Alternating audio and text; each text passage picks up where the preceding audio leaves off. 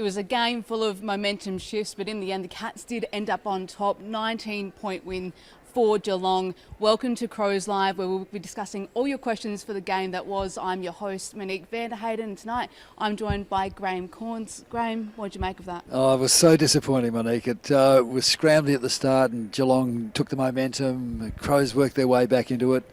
Hit the front at one stage for just a brief period, but always felt Geelong had the run and probably the talent. They just had better talent across the ground, and the Crows, for some reason, had no strategy for Tom Stewart, who played his 150th game and absolutely dominated across the half-back line there with his intercept marking and nearly took mark of the century. I wish he had have done that. But, it was great, wasn't it? But the Crows worked their way into it, but just didn't have the poise and probably not the talent in the end. And we'll get to Tom Stewart a little bit later, but Nick's before the game said that they wanted to play a front and centre style of football. Do you think they managed to achieve that today?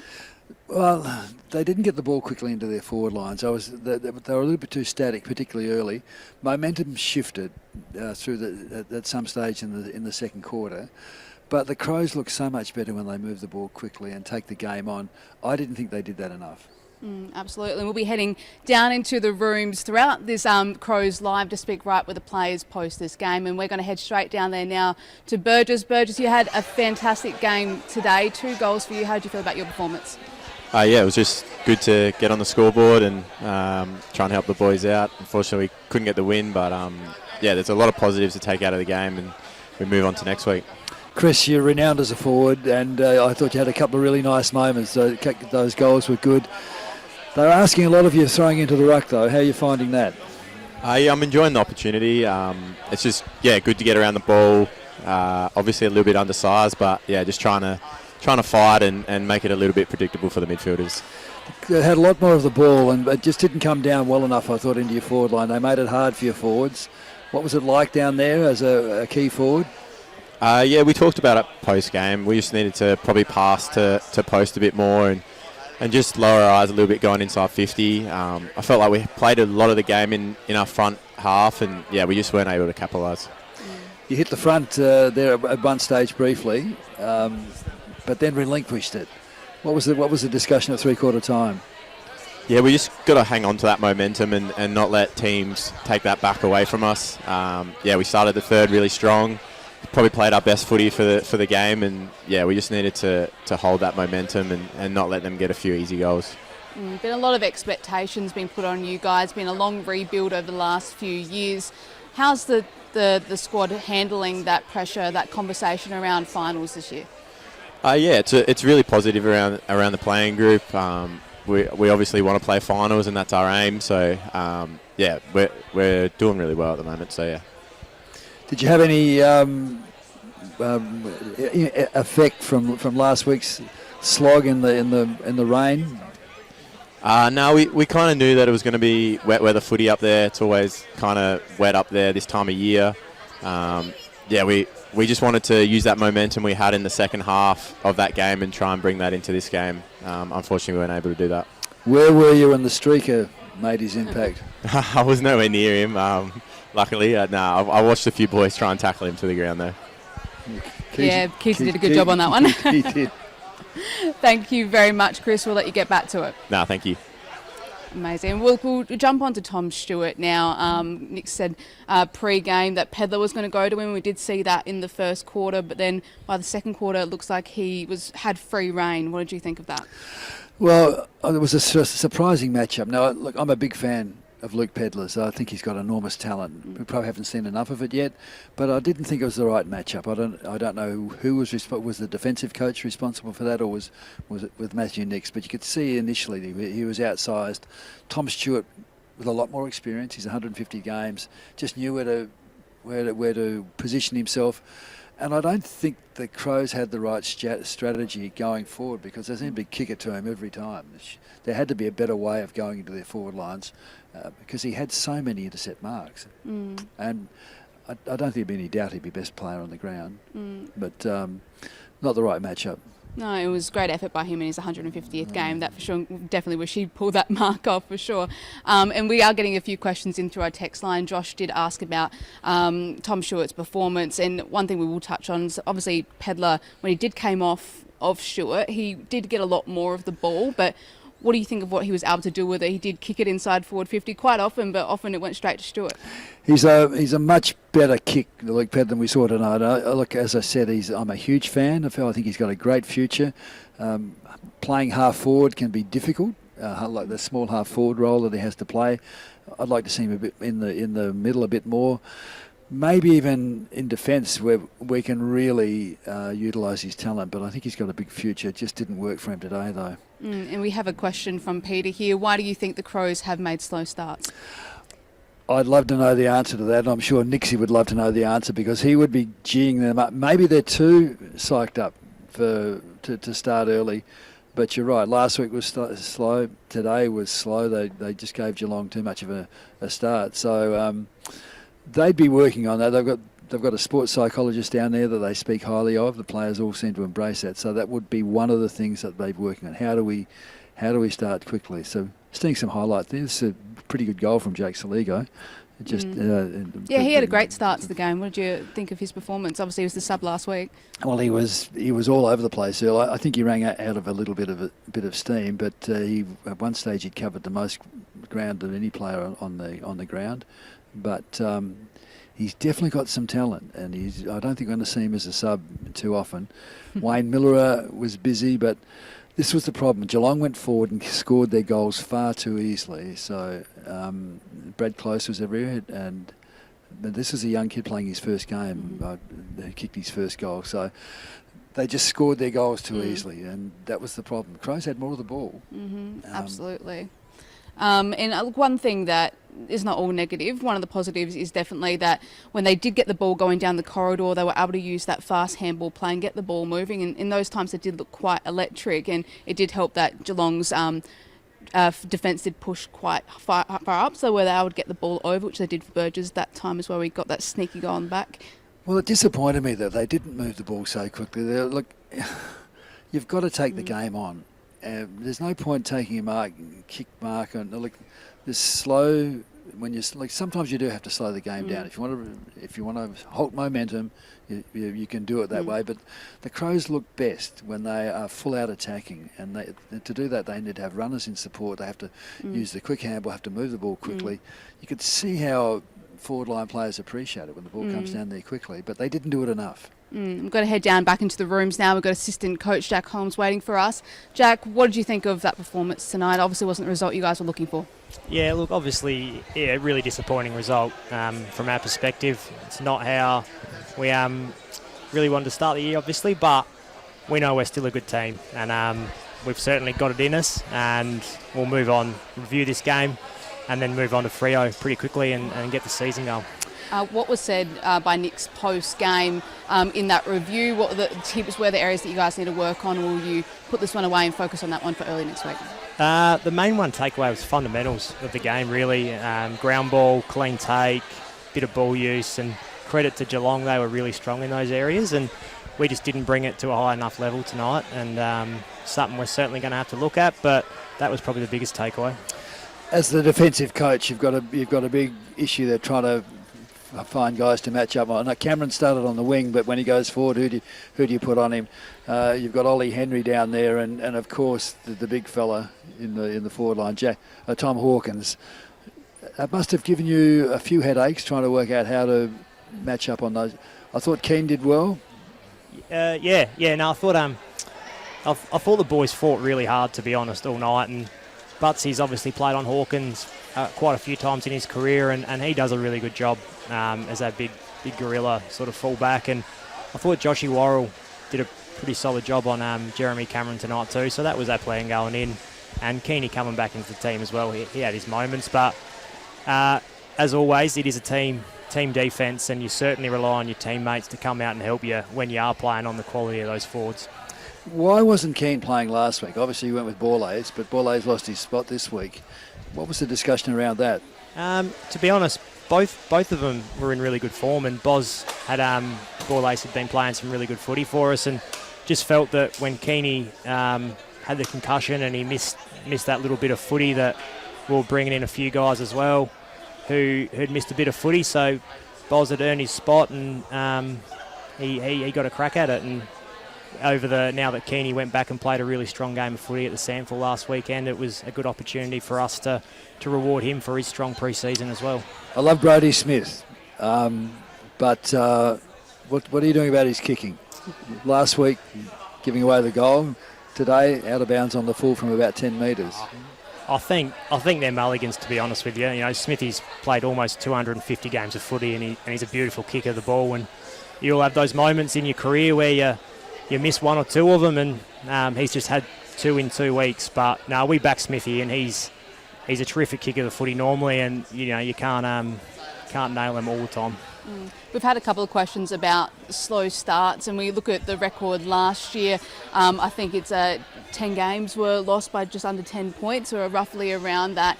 What do we do for next week? It's another game on the road next week. How do you address that and get off to a better start? Yeah, look, I don't think it's something that we're going to go searching too much for necessarily. We really do back in our game plan and understand that travelling to Perth is a bit of a tough trip, but we're looking at it now as just like any game. We've got to search for our first win of the season. So we'll put our heads down and come up with a good game plan to play against Freo and just focus on it like any other game. Tom Stewart obviously had an amazing game in his 150th. What went wrong with him tonight? He got so much of the ball. Yeah, he's a class player, obviously, a very, very good player in the competition, and we couldn't quite get him done, unfortunately. And he's a big part of why they're as strong as they are. So, yeah, unfortunately, we'll have to go back and have a bit of a look at it as a coaching group, but we didn't, as a team, get that one done tonight. Do you think sending Pedler to him was the right choice to make at the beginning of the game? Oh, it's not just Peds at all. It's a whole forwards group. Just got to be. We've got to be a little bit better, stronger to compete there. But like I said before, he is a class player, and he's not someone that's easy to clamp down. Thanks, mate. Appreciate your time. Have a good one. No worries. Thank you. One other thing I was interested to speak to you about was Rankin. We've seen him spend a bit more time balancing his time between the mid and forward 50 this year. Where do you think he has the most value? I've said it all along, he's one of the most dangerous small forwards in the competition. It's one of the most difficult positions to play. It may be the most important position on the field. He should be most of the time in the forward line, and he was this week. He started in the forward line, started in the midfield at the start of the second half, which was fair enough. They needed a lift there. That's not a problem for him to go in there occasionally. But I think his best value is as a small forward, where he's so dynamic.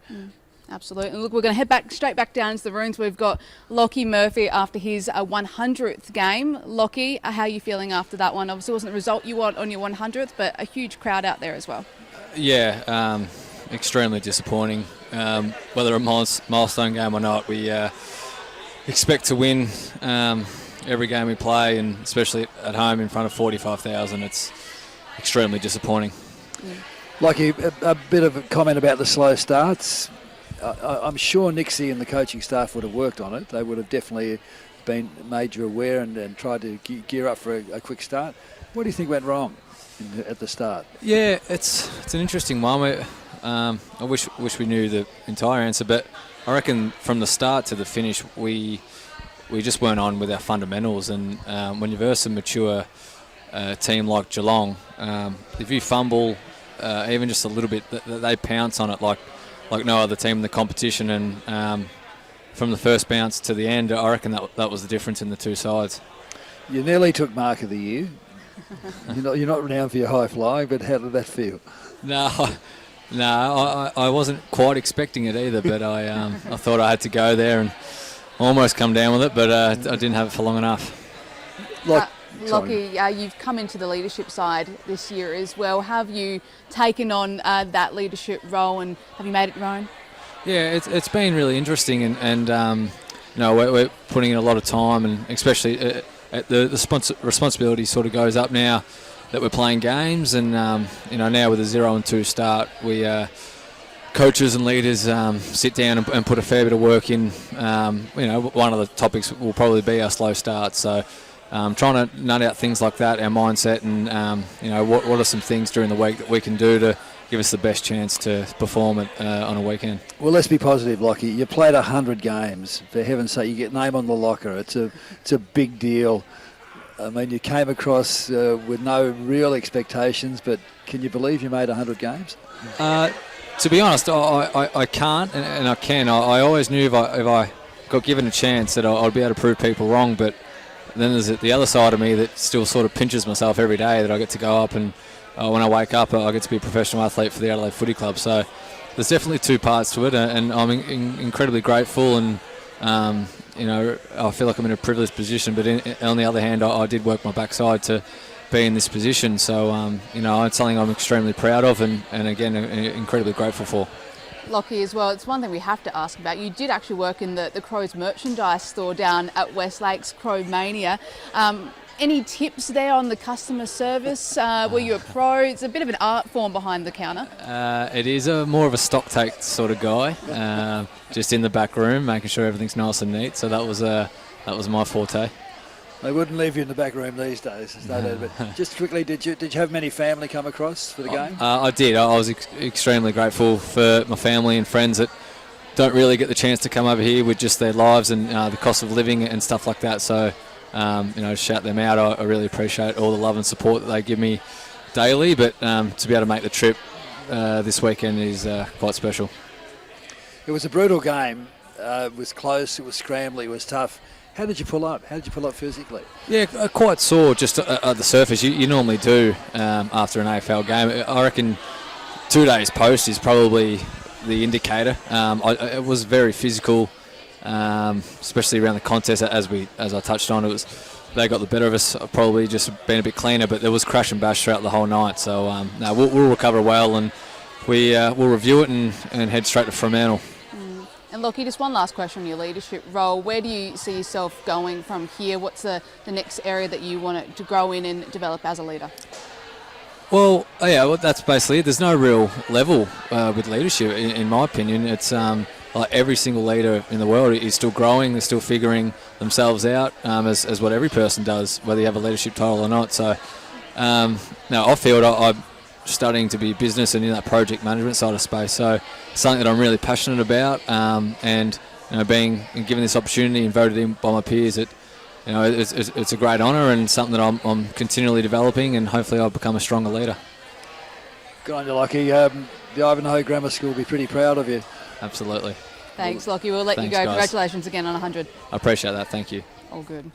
And Nick's obviously he's gotten his brand new contract, which is very exciting. He's going to be with the Crows until 2026. And he did say, we'll go to a question from Lisa first, who's come in on the text line. She's asked, what's impressed you most about the Crows tonight?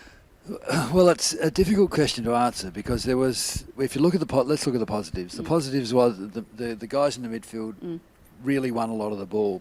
Probably didn't use it as well as they could have. There were some good performances in defence. I thought Keane was good in defence. I thought Michael Annie was good in defence. Mitch Hinge played well, and so did the two flankers in Smith and Miller. The fact that they were able to get back into the game was impressive, but it's undermined by the fact that they started so slow, and they didn't use the ball well enough. They had a hell of a lot more of the ball than Geelong did, but just wasted it. And so I guess the thing that impressed me that they stayed the chase, they stayed the course. Kicked straight, they might have snatched the game, but they didn't deserve to. Geelong were terrific. Yeah, absolutely. And Sebastian's question here from the text line kind of echoes that same point. It feels like the game was within our grasp, but we had our chances, but just couldn't pull off the win in the end. It wasn't quite like last week. I mean, last week they gave too big a start, but tonight they hit the front. Hit the front in the third quarter, and then Geelong just ran away with it. It definitely was a game that they could win, but we didn't use the ball well enough. And it's all about how well you use the ball, whether that be your goal kicking. I mean, Taylor Walker missed a goal, and Chris Burgess missed a goal. Goals that they'd normally. Now we're watching third quarter highlights, and Darcy Fogarty, when he's on the charge like that, he's such a powerful player. Again, doesn't do enough of it. But this is the problem. Tom Hawkins, he does not miss. Look at that. That's not an Clinical. easy shot. Our tall defenders didn't have great games on it. And Geelong, you can see Paddy Dangerfield. This wasn't necessarily a great kick, but he put it to advantage, Tom Hawkins' advantage, and he finished it clinically. The Crows didn't do that well enough. So. And we'll head straight back down to the rooms. We've got Josh Rochelle downstairs. Josh, thank you for joining us. How are you feeling about your performance tonight? Yeah, obviously it's pretty disappointing. I thought our fight early on, especially in that third quarter, it was a bit of a spark and the boys are up and about and the momentum changed a little bit. But it was a bit of a disappointing loss, especially back at home. But yeah, we'll bounce back. Had a lot of questions about the slow start, Josh, and we don't have an answer to it. Do you?